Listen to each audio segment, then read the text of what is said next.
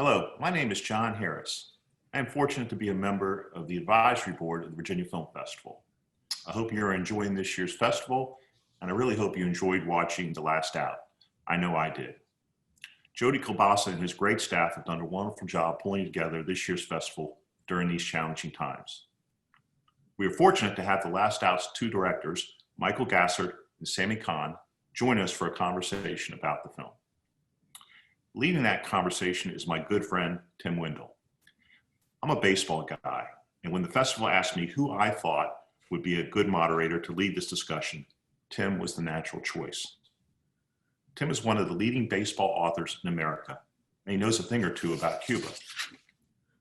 His baseball books include such classics as Summer of '68, High Heat, and the award-winning novel Castro's Curveball. As the assignment editor for USA Today's Baseball Weekly, he made 3 trips to Cuba in the 1990s, but it was his last trip, early in 2017, that prompted him to write the sequel to Castro's Curveball. Escape from Castro's Cuba will be out this spring. Tim, thanks for your support of the Virginia Film Festival, and have a great conversation. Thank you. Thank you, John. It's great being with all you guys. Michael, Sami, what a awesome doc you guys have put together, and you're talking about 2 subjects that are close to my heart, baseball and Cuba. So let's dive into it. Such memorable characters. Where did you find these guys? They're unbelievable.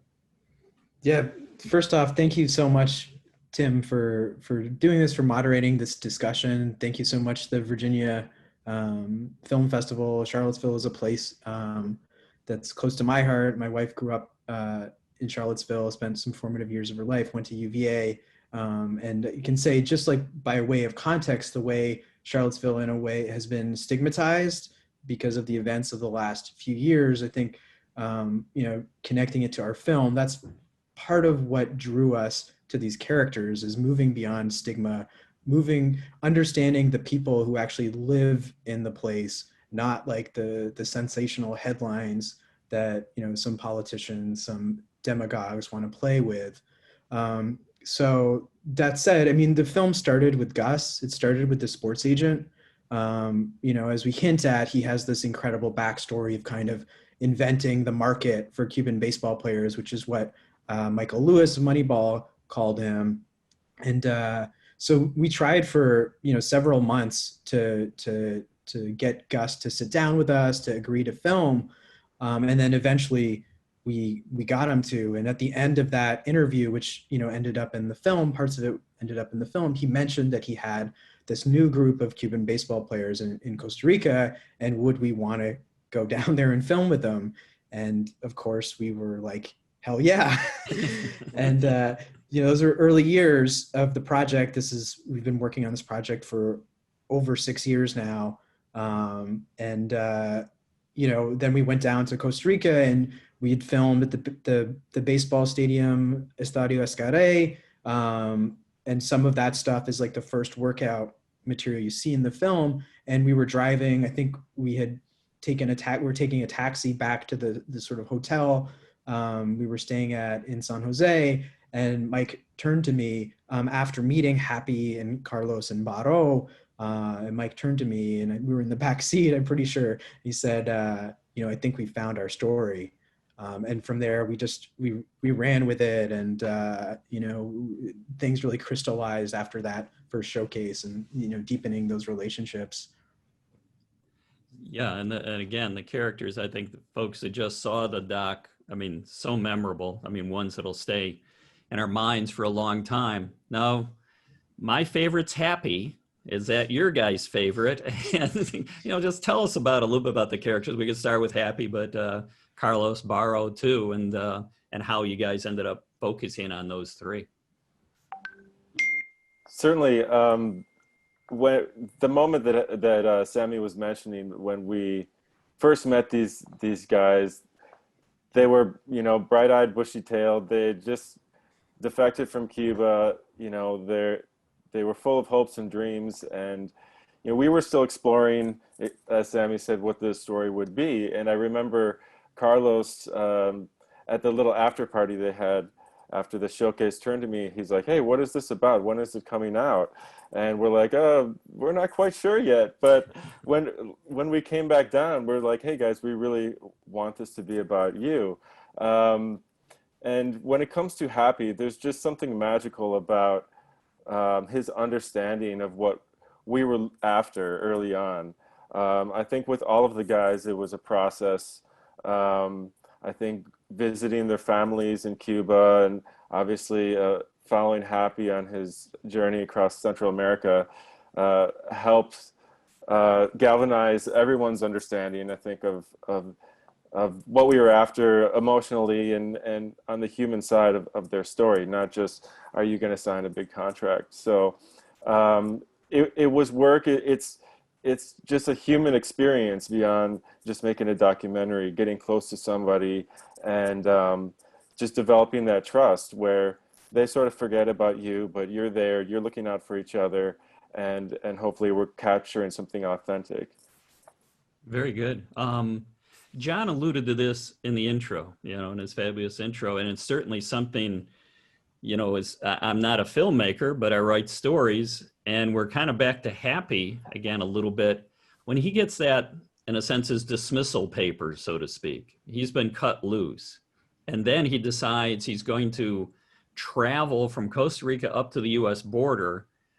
As John said, an audible there, what's going through your guys' mind? And it becomes this, major part of the story arc and everything. But take us through what was going through your heads when that happens and how you decided to go ahead.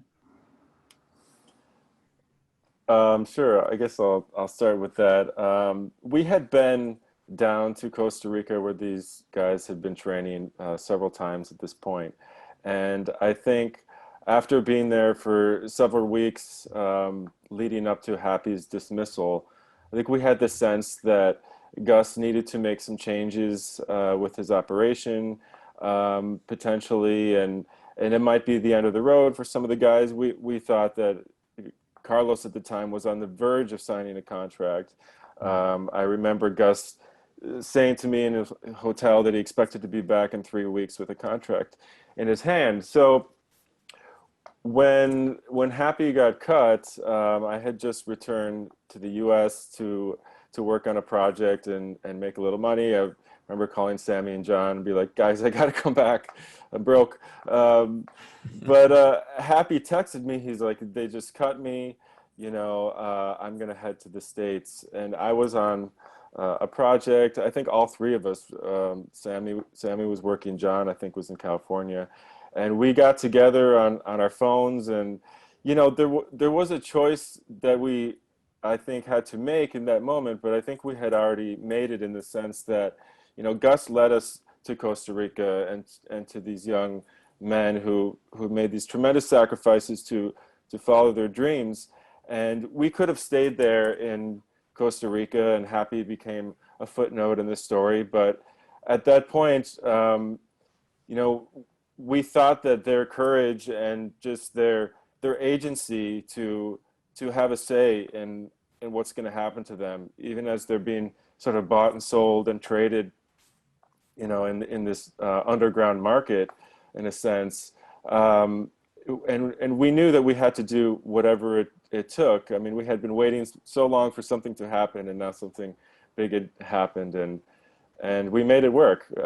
Sami met me at the airport with a ticket and a little 5D camera, and I met Happy at the bus station at 3 a.m, and we were off. So, wow, and again, Sami,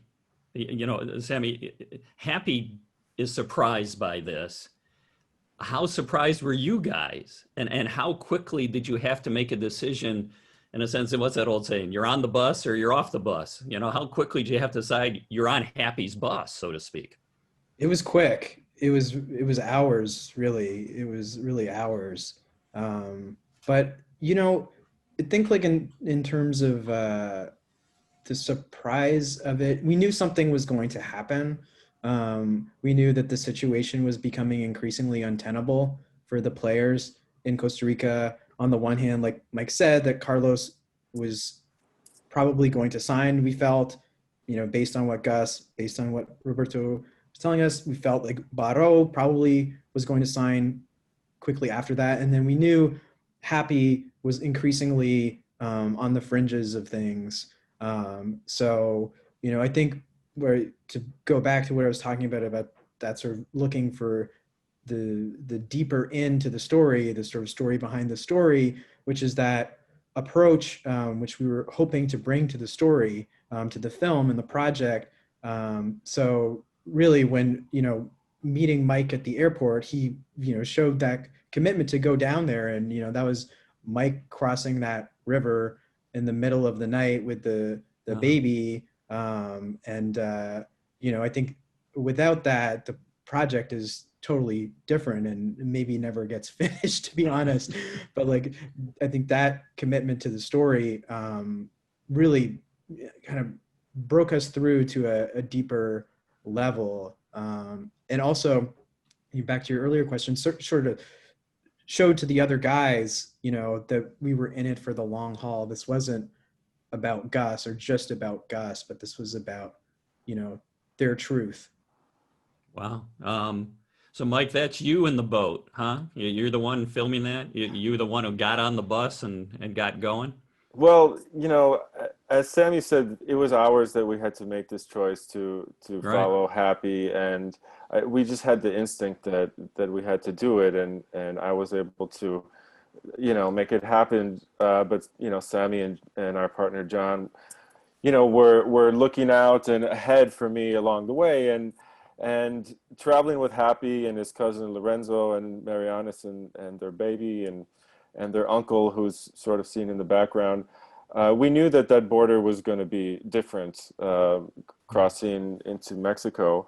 And yeah, there were several choices to make. I think when it comes to personal safety, I mean, look, we're traveling with a 3-month-old baby and we're all looking out for each other. So at that point, I felt embraced by not only the folks that you see in the film, but the other Cubans we were traveling with, in an obligation to stay with them. But also, I was able to send a hard drive to Sami once, I think, in Nicaragua. So I was risking the footage that we had shot up to that point. But we felt, and I think Sami, would have made the same choice had he been there, that, to be able to pull back the curtain and really show and experience what not just these players but all of these immigrants risk in order just to make the best choice for themselves, to make their life and the lives of those they love better in any sort of way, that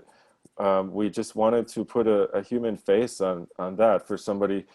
Maybe you're not a baseball fan or a sports fan or even know or think much about immigration, but here's somebody who has the same hopes and dreams that you have. So in those moments when it comes through dramatically on screen, but this is a commitment that I think we all made early on in the project, especially, from the beginning when Sami keyed into just this unique and, unfortunate reality that Cubans in particular have to make in order to immigrate and apply for asylum in this country. Mm-hmm. And Sami, that's what makes it a deeper story in a lot of ways, right? I mean, we've been doing Cuba, we've been doing baseball, but suddenly here's the immigrant story that we've been seeing kind of peripherally, maybe on CNN with things about caravans and things like that. Suddenly we're on board, we're heading north. Yeah, absolutely. I mean, and I think we talked about this idea of it's a Trojan horse, right? It's like this is not just a sports story. We'll trick you into thinking it's a sports story, but we're also rolling in this story about migration, also like the costs of the American dream, and certainly the legacy of slavery in pro sports, which is something we were struck by, never having been to one of these sort of auctions that feels like an auction. And those feel like very American themes, very unreconciled American themes, both for the United States, but for the Americas at large, because those of us in this hemisphere who aren't indigenous peoples are all settlers. So all of our ancestors have a version of happy story, right? Like we have a version of happy story. Whether our ancestors came on the Mayflower, fleeing religious persecution in Europe, whether, you know, Italian Americans whose ancestors came in the late 19th century, or more recent immigrants. So like Mike said, understanding that emotional core of that epic journey that those of us who are descendants of settlers made to come to this hemisphere. And I think there is something resonant there. And there's an emotional understanding that's sort of playing out in the political sphere that's still unresolved. You know, that reconciliation, I think that dissonance I find, where it's like descendants of immigrants expecting or sort of perpetuating vitriol against, you know, immigrants now, that lack of emotional and historical understanding is really troubling. And not like we're trying to make some huge political statement or anything like that. We're just trying to get people to understand and care for, especially these three guys in our film. Mm-hmm. And just bringing it back to, you know, Carlos and Happy and Baró, and the context of the American dream. I mean, for a lot of us, it is signing that big deal or that big opportunity or that contract. But for these guys, they weren't going to be denied. They were going to have a say in what happens to them. And, you know, so often with athletes and celebrities, when we reduce them to their value, we strip them of their humanity. And here's three young men who represent not just their stories, but so many others who took agency. And isn't that really what the American dream is about? It's about self-determination, about saying, I'm going to do what's best for me and my loved ones. Yeah, very, very much so. I want to hit the other major character a little bit, and that's Gus. And then we'll come back to the other three here as we start to close. But your thoughts about him now, and maybe even how this whole apparatus works, in a sense, how the sports machine works. I realize he's your conduit in, you know, he's your main contact that gets you to Costa Rica, that gets you to these three guys, etc. But, has your thoughts changed about Gus and the system, I guess, at this point? Yeah, I don't know about the system, but Gus certainly, our understanding of Gus and our relationship with Gus changed because he was, you know, the sort of first character that we started with. And we thought, you know, to be honest, we thought we were telling a redemptive story. We thought we were telling a story about a man who had been, you know, sort of unfairly prosecuted by his own government, and was out of prison, was trying to put his business back together. And, you know, the Happy, Carlos, and Baró were a shot at redemption. But, you know, after Happy gets cut, after, you know, Carlos, like he says in the film, is complaining about the lies, our relationship to Gus started to change, and our interactions with Gus started to change, where, you know, we're putting the questions to Gus, both in the verite we're capturing, but also in the interviews that we're doing with Gus. It's like, you know, Gus, this is what's happening. This is what Carlos is saying. What do you have to say for yourself? And so the relationship became more antagonistic, and it became sort of, we're trying to figure out what are the facts, and we're trying to get your side into it. And so that was like, you know, I think for us, for Mike and I, who, you know, we like Gus, we met his family.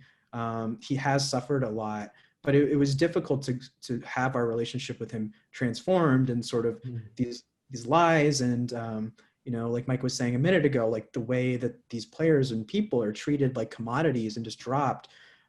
So, you know, what I say is, like, you know, in the past when Gus was prosecuted, he wasn't doing anything ethically or morally wrong, but he was doing something legally wrong to get those players into the United States and signed.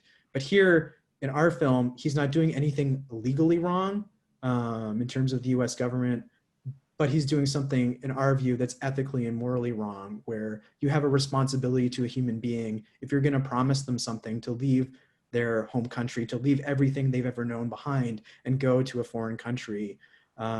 So that was challenging, you know, and even showing him the finished film, that was challenging. But I think we take comfort in the process, and that search for the truth, as you know, Tim, as a journalist, as a writer, that's your comfort, is the process, that search for the truth, that always respecting the people, even if you're becoming antagonistic with them, you always respecting them and their point of view. But it was full of surprises. I know a lot of people find Gus like just a fascinating character, and certainly it took a lot of work to capture that. Okay. What sparked the original interest, say, in Cuban baseball? We're going way back in the Wayback Machine here a little bit, but what was maybe the moment, and it may have been with one of you or both of you, that says that, yeah, okay, let's go on? Was it simply meeting with Gus, or was it even farther back? Sammy, you want to take that one since? Sure. Go ahead, Started with Mike, you. you take it. It started with Sammy, and well, I'll let you take it because it's told best from you, I think. Well, what happened was I was basically killing myself on another project, and what I would do to decompress, my wife, who grew up in Charlottesville, went to UVA, would come home from her work, and she'd see me decompressing by staring at statistics of baseball, and not like RBIs and home runs, but like the most geeky, like line drive rate and spin rate. And so she'd be like, "What are you doing? Why don't you do something with this?" And so I thought, what would be the story that I'd want to tell at that moment? And then I reached out to Mike and John, who were, longtime collaborators and friends. And we just started sort of filming around. But then things, like I said earlier, things really crystallized. That first trip to San Jose, as we processed that first interaction with Happy and Carlos and Baro. Right. So spin rate, whip, launch angle has led you to Costa Rica. That's interesting. Exactly. I should say it's also my wife's birthday, so I'll say happy birthday to her. And, she, she's many of the reasons why, we sort of survived this project. So shout out to her. She'll never get enough of a thank you. Well, she's putting up with all those stats. I don't even know her. I consider her a saint already. So, now you guys have been to Cuba. I've been to Cuba. Cuba, to me, I don't know, it reminds me a little bit of the movie Chinatown, where things don't quite ever work out. You even have the line at the end of China, "Come on, Jake, it's just Chinatown."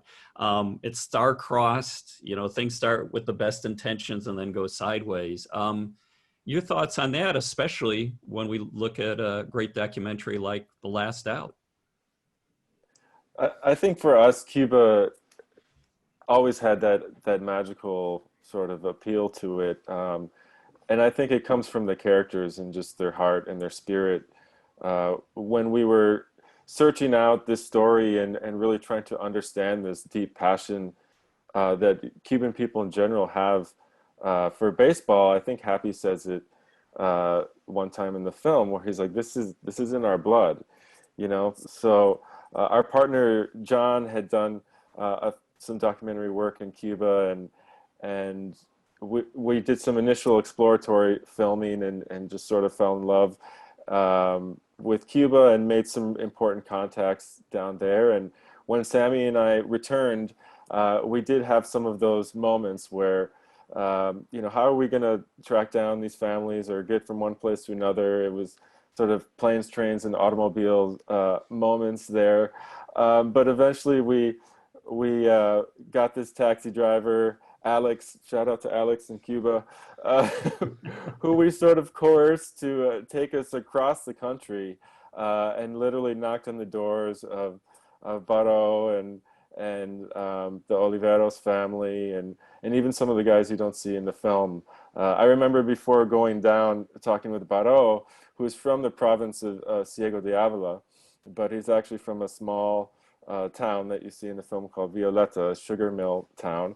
And I was like, hey, I want to meet your family. We're going to Cuba. And he's like, oh, call my uncle when you're in Ciego. I was like, no, I want to go to your house, man, and meet your mom, And when we brought this footage and this experience back to these guys who you know, unfairly can't just go and visit their family, it was meaningful, not just for the film, but just in terms of being able to share a piece of home with our friends. Mm. So how and where are happy Carlos and Barreau now? Give us the update. Sami, you want to give it a shot? And then Sure. Yeah. So Happy is in Houston. He's a personal trainer. As you can see, sort of over the course of the last act of the film, he's kind of getting bulkier and bulkier. And that's when he started his work as a personal trainer. And yeah, so he's doing in Houston. He's joined us for some of these Q&As, which have been exciting. And Carlos is in Miami. He's sort of been he's doing well. He has a baby that was born 3 months ago, I think, 2 or 3 months ago.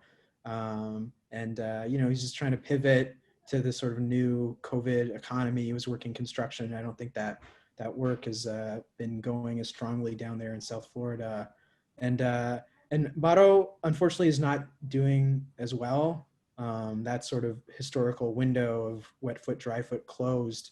And Baro, went to the Dominican Republic, and was playing, when we locked the film, was playing and auditioning for major league teams still.